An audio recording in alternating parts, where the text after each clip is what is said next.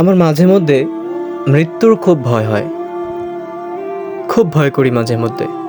মাঝে মধ্যে খুব কল্পনা জল্পনা করি কবরে গেলে আমার সাথে কেমন আচরণ করা হবে।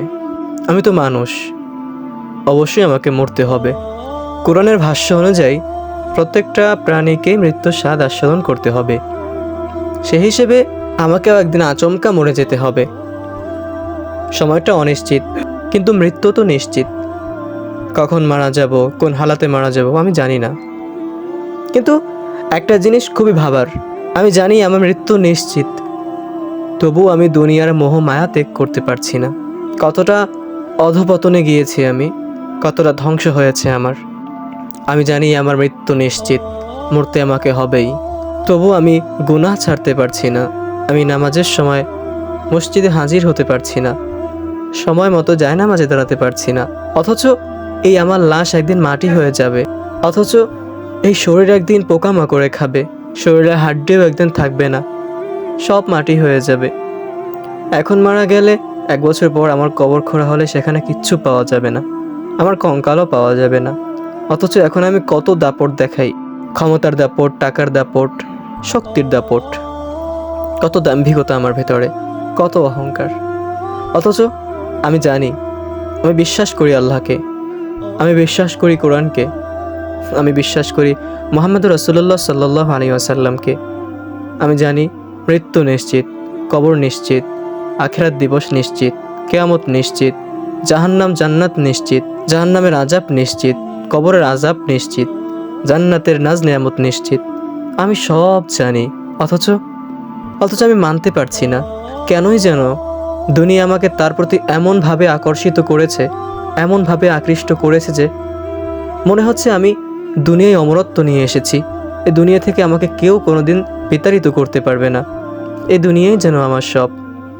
বড় বড় দালান কোঠা করার জন্যে ঘাম ঝরিয়েছি বহুত, সময় নষ্ট করেছি, নামাজ নষ্ট করেছি, রোজা নষ্ট করেছি, কিন্তু শেষ পর্যন্ত আমাকে এই দুনিয়া থেকে যেতেই হবে।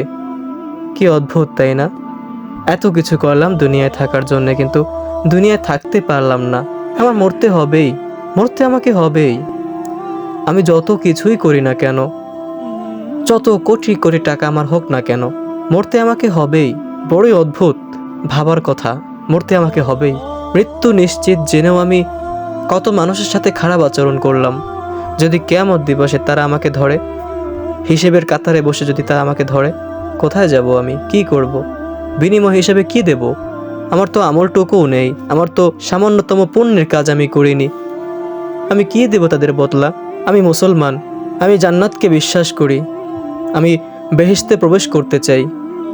অথচ অথচ আমি বেহেশতে যাওয়ার জন্য চাবি রেডি করিনি, চাবিকাঠি প্রস্তুত করিনি। আমি বেহেশতের দ্বারে যেতে চাই, আমি বেহেশতে যেতে চাই, অথচ বেহেশতের চাবিকাঠি আমি প্রস্তুত করছি না। আমাকে কিয়ামত দিবসে সর্বপ্রথম যে বিষয়ের হিসেব নেওয়া হবে, আমি সেটাই প্রস্তুত করছি না। কবরে যাওয়ার পরে আমাকে প্রশ্ন করা হবে, অনেক প্রশ্ন করা হবে, আমি সেগুলোর উত্তর শিখে যাচ্ছি না। আমি কি হিসেব দেব কবরে গিয়ে? পৃথিবী সৃষ্টির প্রথমে যারা মরে গিয়েছে, আজও তারা কবরে পচে গলে মরছে। যারা আমার মতো গুনাহে লিপ্ত ছিল, তারা এখনও আযাব ভোগ করছে, তারা এখনও শাস্তি ভোগ করছে। অথচ এত কিছু জানার পরেও আমার মধ্যে বোধগম্য জাগে না, আমার মধ্যে কিঞ্চিত পরিমাণ দিনের জ্ঞান নেই।